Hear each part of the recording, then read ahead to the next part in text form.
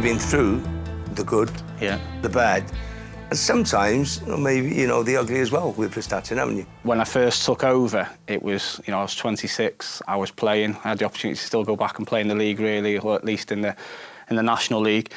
But playing for Prestatyn meant a little bit more to me. My parents, as I was growing up, brought me down as you know, as an infant, and at 4 and 5 and 6, I was being thrown over the fence into the local houses to retrieve balls as a ball boy. So there was something about Prestatyn that meant it was emotional to me, and I loved the roller coaster ride that we went on over those sort of 14 years. 2013 racecourse Welsh Cup final against Bangor City. What can you recall from that game? It's quite a surreal moment for me. We knew that Bangor, it was such an established club that were going so well at the time, and we knew they'd bring a lot of supporters. But when we walked out and we saw, you know, how many Prestatyn fans filled the racecourse stadium that day, you know, and there's still people that stop you in the street now and, you know, and say, I was there. You know, I was like, can you come again? But that day was fantastic. You know, 900 people at the game, and then everyone back at the clubhouse after it, and celebrated what was a fantastic achievement for the club. Everybody from Scorio have chosen a team of the decade. And you know what? I actually picked you in my midfield, mate. Wow. Yeah. Well, he was my Rolls Royce, knitting everything together. I'll never forget, the only person I don't think you went round in the Bangor game once was Neville Powell. Do you remember that run at Farrow Road? Yeah. When I didn't win Goal of the Month, though, did I?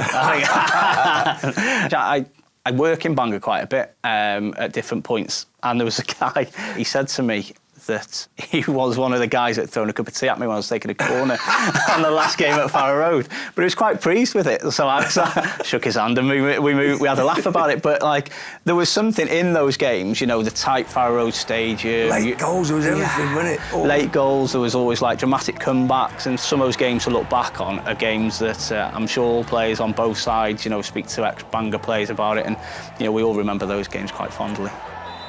But after that, it went all wrong a little bit, didn't they? Because you got relegated, 17 points adrift of safety. What went wrong? We were riding the crest of the wave, and then we hit a brick wall and we sort of fell off the cliff after that. We just felt like all the energy had been zapped out of the club. It was almost like we'd reached what we wanted to achieve, and where do we go from here?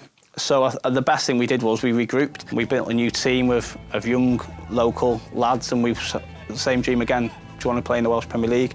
I firmly believe as a coach my role is to try and improve younger players and give them a platform that not many clubs, I feel, give players a platform, young local Welsh talent, to play in the Welsh Premier League, and we built that group again. Now, you've had 2 promotions. Yeah.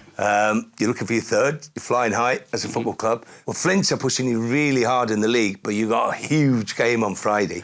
I'm expecting it to be a very tough, exciting, entertaining game for the neutral. You know, so there's a little bit of needle there as well. Is it? You know, I just think it's when you're trying to be successful. You know, everyone's pushing, you know, to gain that last little inch, and we'd like being in the last 8 to see how far we can get in the Welsh Cup. I think once you've tasted, you know, the success of the Welsh Cup and you're 3 games away, every game takes on more significance. And, you know, I'd be lying if I said that we weren't, you know, really, really hopeful of trying to have another taste of that.